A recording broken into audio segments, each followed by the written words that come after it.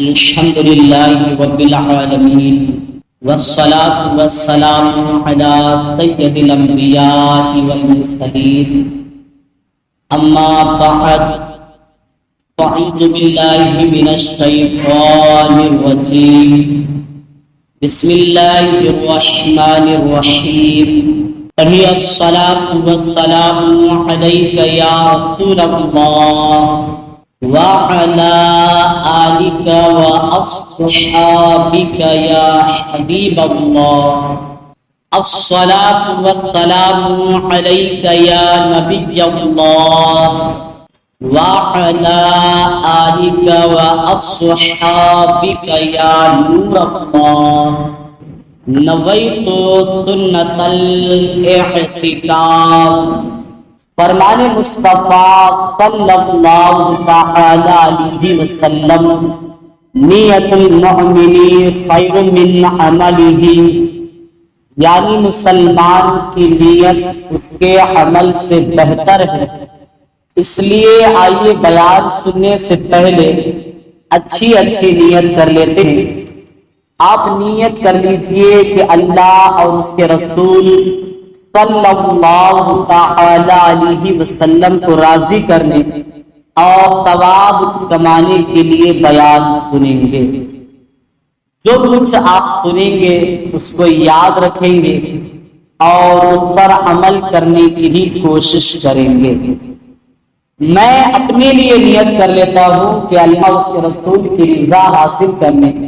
اور ثواب کمانے کے لیے بیان دوں گا، نیکی کی دعوت دوں گا، برائی سے منع کروں گا انشاءاللہ عز و جل۔ پیارے پیارے اسلامی بھائی، اللہ کے پیارے نبی صلی اللہ تعالی علیہ وسلم کا ارشاد رحمت بنیاد ہے کہ جو مجھ پر ایک مرتبہ درود پاک پڑھتا ہے، اللہ تبارک و تعالی اس پر 10 رحمتیں نازل فرماتا ہے۔ صلو علی الحبیب صلی اللہ تعالی علی محمد صلی اللہ تعالی علیہ وسلم۔ پیارے پیارے اسلامی بھائی، حضرت سیدنا شیخ ابو بکر شبلی رحمت اللہ تعالی علیہ ایک روز بغداد معلی کے جید عالم یعنی بہت بڑے عالم حضرت سیدنا ابو بکر بن مجاہد رحمت اللہ تعالی علیہ کے پاس تشریف لائے۔ انہوں نے فوراً کھڑے ہو کر ان کو گلے سے لگا لیا اور پیشانی چوم کر بڑی تعظیم کے ساتھ، بہت ہی ادب احترام کے ساتھ اپنے پاس بیٹھا لیا۔ حاضرین نے عرض کیا، وہاں بیٹھے موجود لوگوں نے یہ کہا کہ یا سیدی، آپ اور اہل بغداد آج تک انہیں تو دیوانہ کہتے تھے، مگر آج آپ ہی نے ان کو اس قدر عزت دی اور تعظیم کے ساتھ اپنے پاس بیٹھا لیا، آخر ایسا آپ نے کیوں کیا؟ تو آپ نے جواب دیا کہ میں نے یوں ہی ایسا نہیں کیا، یعنی اتنی عزت دینا جس کو آج تک ہم لوگ دیوانہ کہتے آئے ہیں، تو میں نے ایسا بلا وجہ نہیں کیا، بلکہ الحمدللہ عز و جل آج رات میں نے خواب میں یہ ایمان افروز منظر دیکھا کہ حضرت سیدنا ابو بکر شبلی رحمت اللہ تعالی علیہ بارگاہ رسالت مآب صلی اللہ تعالی علیہ وسلم میں حاضر ہوئے تو سرور دو عالم نور مجسم شاہ بنی آدم رسول محتشم صلی اللہ تعالی علیہ وسلم نے کھڑے ہو کر ان کو سینے سے لگا لیا اور پیشانی کو بوسہ دے کر اپنے پہلو میں بیٹھا لیا۔ میں نے عرض کی، یا رسول اللہ صلی اللہ تعالی علیہ وسلم، شبلی پر اس قدر شفقت کی وجہ کیا ہے؟ اللہ عز و جل کے محبوب دانائے غیوب منزہ عن العیوب صلی اللہ تعالی علیہ وسلم نے غیب کی خبر دیتے ہوئے فرمایا کہ یہ ہر نماز کے بعد یہ آیت پڑھتا ہے، لقد جاءکم رسول من انفسکم عزیز علیہ ما عنتم حریص علیکم بالمؤمنین رؤوف الرحیم، اور اس کے بعد پھر مجھ پر درود پاک پڑھتا ہے۔ سبحان اللہ، صلو علی الحبیب صلی اللہ تعالی علیہ وسلم۔ پیارے پیارے اسلامی بھائی، تو سنا آپ نے کہ آج تک جسے گلی محلے معاشرے میں دیوانہ سمجھا جا رہا تھا، اسے صرف قرآن مجید کی اس آیت کی برکت اور نبی پاک پر درود پاک پڑھنے کی برکت سے کتنا بڑا انعام ملا کہ معاشرے کو جو دیوانہ لگتا تھا اسے نبی پاک کو پیارا لگتا تھا۔ سورہ توبہ کی یہ آیت ہے، ہمیں بھی چاہیے کہ ہر نماز کے بعد ہم اس آیت کو ایک مرتبہ ضرور پڑھیں، اور اس آیت کو پڑھنے کے بعد جو بھی درود شریف یاد ہو وہ پڑھنے کے بعد اپنے لیے دعا کرے، تو انشاءاللہ عز و جل جہاں ہماری دعا قبول ہوگی وہی نبی پاک صلی اللہ تعالی علیہ وسلم کی خصوصی یعنی خاص توجہ نصیب ہو جائے گی۔ صلو علی الحبیب صلی اللہ تعالی علیہ وسلم۔ پیارے پیارے اسلامی بھائی، رسول اکرم نور مجسم صلی اللہ تعالی علیہ وسلم کا شعبان المعظم کے بارے میں فرمان مکرم ہے، شعبان شہری و رمضان شہر اللہ، یعنی شعبان میرا مہینہ ہے اور رمضان اللہ کا مہینہ ہے۔ سبحان اللہ عز و جل۔ ماہ شعبان المعظم کی عظمتوں پر قربان ہو جائیے، اس کی فضیلت کے لیے تو اتنا ہی کافی ہے کہ اس سے ہمارے پیارے پیارے آقا مکی مدنی مصطفیٰ صلی اللہ تعالی علیہ وسلم نے اسے میرا مہینہ فرمایا۔ سرکار غوث الاعظم شیخ عبد القادر جیلانی حنبلی علیہ رحمت اللہ الولی لفظ شعبان کے 5 حروف شین، عین، با، الف، نون کے متعلق نقل فرماتے ہیں کہ شین سے مراد شرف یعنی بزرگی ہے، عین سے مراد علو یعنی بلندی ہے،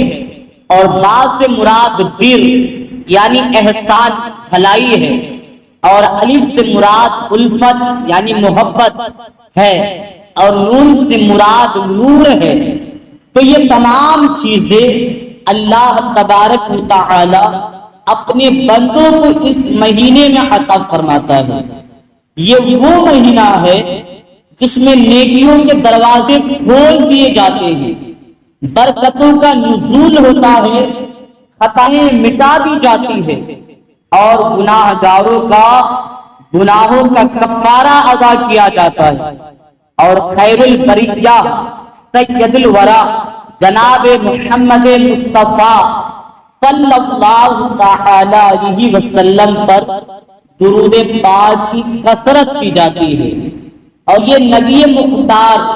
صلی اللہ تعالی علیہ وسلم پر درود بھیجنے کا مہینہ ہے۔ اللہ تعالی سے دعا ہے اللہ تعالی ہمیں ان 5 بلندی عطا فرمائے، اور ہمیں بھی اس مہینے میں کثرت کے ساتھ اپنے پیارے پیارے آقا صلی اللہ تعالی علیہ وسلم پر درود پاک پڑھنے کی سعادت نصیب فرمائے۔ پیارے پیارے اسلامی بھائی، جب ماہ شعبان ہمارے صحابہ کرام علیہم رضوان کے دور میں ان کے وقت میں آتا تو ان کی تیاریاں کیا ہوتی تھی، وہ شعبان کا مہینہ پا کر کیا کرتے تھے، آئیے اس کی چند جھلکیاں سنتے ہیں۔ حضرت سیدنا انس بن مالک رضی اللہ تعالی عنہ فرماتے ہیں شعبان کا چاند نظر آتے ہی صحابہ کرام علیہم رضوان قرآن کریم کی تلاوت پاک کی طرف متوجہ ہو جاتے، اپنے اموال کی زکوٰۃ نکالتے تاکہ قربا و مساکین مسلمان ماہ رمضان کے روزوں کے لیے تیاری کر سکیں۔ حکام یعنی قیدیوں کو طلب کر کے جس پر حد ہوتی یعنی شریعت کی طرف سے سزا ہوتی تو اس پر جاری کرتے، اور بقیہ کو جن کو مناسب سمجھتے انہیں آزاد کر دیتے۔ تاجر اپنے قرض ادا کر دیتے، اگر دوسروں سے لینا ہے تو اس قرضے کو وصول کر لیتے۔ یوں ماہ رمضان المبارک کے بابرکت مبارک مہینے کے آنے سے پہلے اپنے آپ کو فارغ کر لیتے، اور رمضان شریف کا چاند نظر آتے ہی غسل کر کے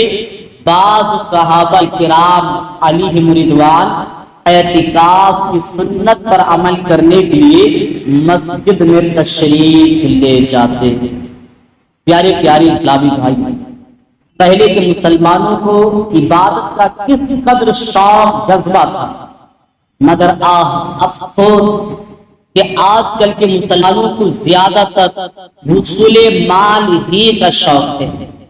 پہلے کے مدنی اسلامی سوچ رکھنے والے مسلمان متبرک ایام یعنی برکت والے مہینوں دنوں میں رب الانام کی زیادہ سے زیادہ عبادت کر کے اس کا قرب حاصل کرنے کی بھرپور کوشش کیا کرتے تھے، اور آج کل کے مسلمان مبارک دنوں خصوصاً ماہ رمضان المبارک میں دنیا کی ذلیل دولت کمانے کی نئی نئی ترکیبیں سوچتے ہیں، نئے نئے پلان بناتے ہیں، لیکن دنیا کی دولت سے محبت کرنے والے لوگ ماہ رمضان میں اپنی چیزوں کا بھاؤ بڑھا کر غریب مسلمانوں کی پریشانیوں میں اور اضافہ کر دیتے ہیں۔ صد کروڑ افسوس، خیر خواہی مسلمین کا جذبہ اب دم توڑتا ہوا نظر آتا ہے۔ پہلے کے مسلمان ایسے ہوتے تھے کہ اپنے دوسرے مسلمان بھائی کا خیال رکھنے کے لیے، ان کی ضرورت کو پوری کرنے کے لیے اپنی ضرورت کے چیزوں کو انہیں دے دیتے، یہاں تک کہ جب اس کے ہاتھ میں آتا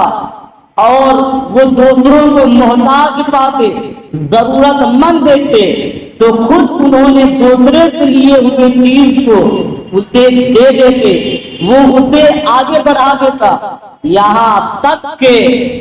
وہ چیز جس کی ہوتی لوٹ کر اس کے پاس پہنچ جاتی۔ یہ تھا پہلے کے مسلمانوں کا ایک دوسرے مسلمان کی ہمدردی کا جذبہ، مگر کہ آج نہ ہمیں اپنے مسلمان بھائیوں سے ہمدردی کا جذبہ ہمارے دلوں میں رہا، نہ ہی ماہ رمضان جیسی عظیم برکت والے مہینے میں اللہ کے قرب حاصل کرنے کا شوق رہا۔ اے خاصان رسول وقت دعا ہے، امت پہ تیری آ کے عجب وقت پڑا ہے،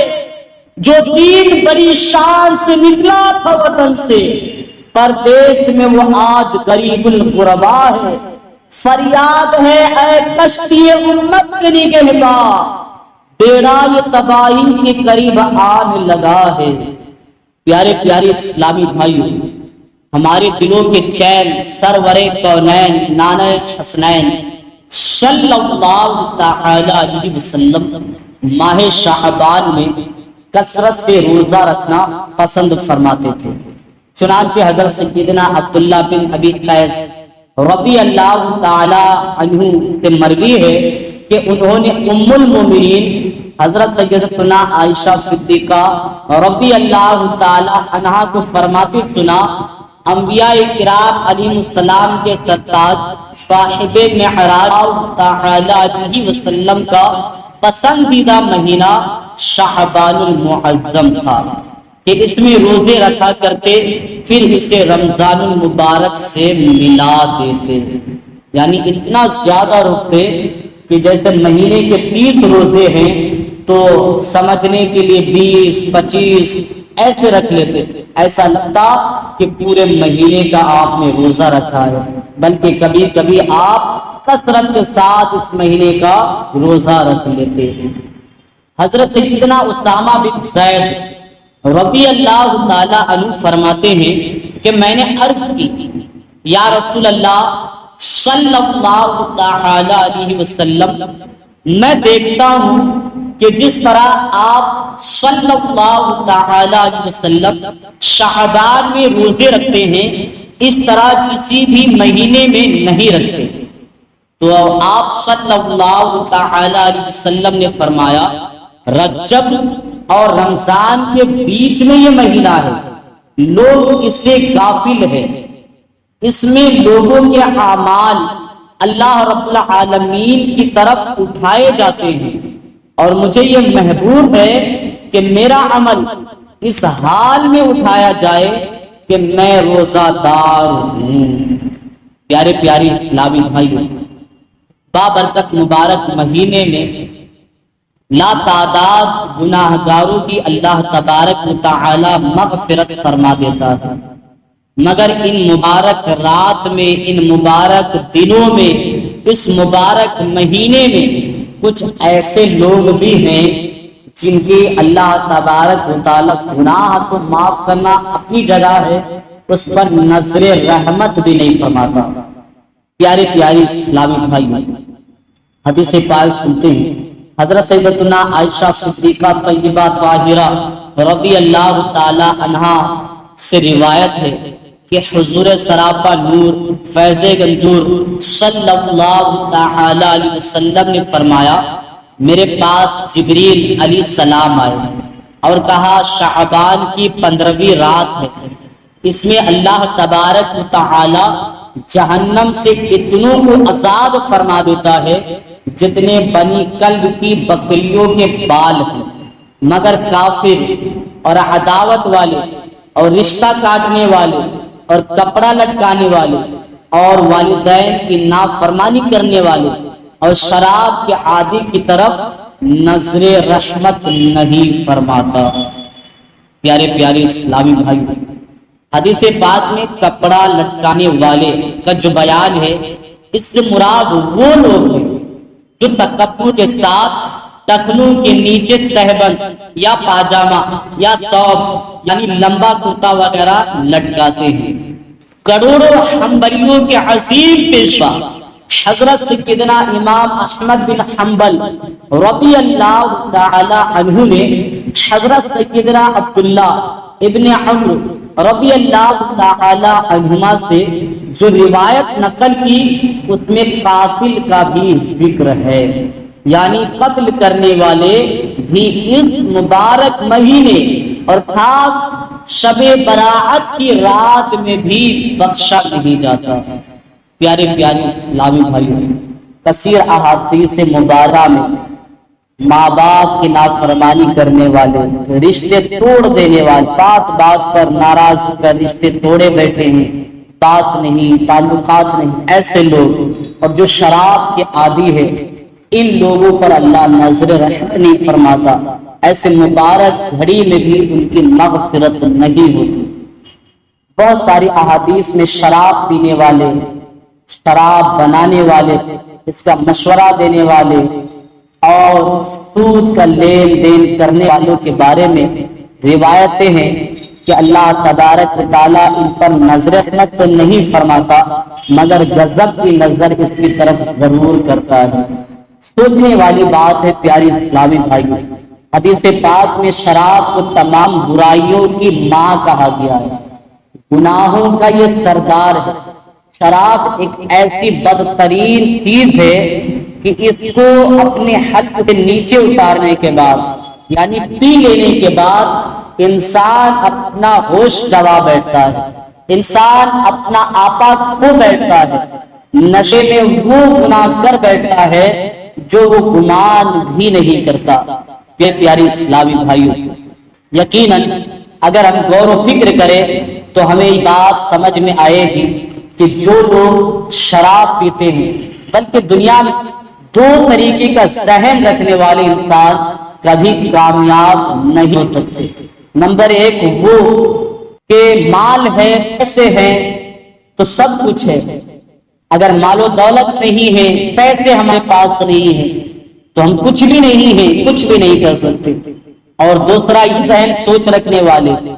کہ جو کچھ ہم کر رہے ہیں ہماری مرضی ہے، ہم کریں، ہمیں کوئی روکنے والا نہیں، ہمیں کوئی ٹوکنے والا نہیں، ہمیں کسی کو جواب نہیں دینا ہے، میری زندگی میری مرضی، میری لائف میری چند۔ ایسے دو سوچ رکھنے والے کبھی کامیاب نہیں ہوتے۔ پیارے اسلامی بھائیوں، جو لوگ شراب بیچتے ہیں، جو لوگ یہ سوچتے ہیں کہ بس دولت ہے تو سب کچھ ہے،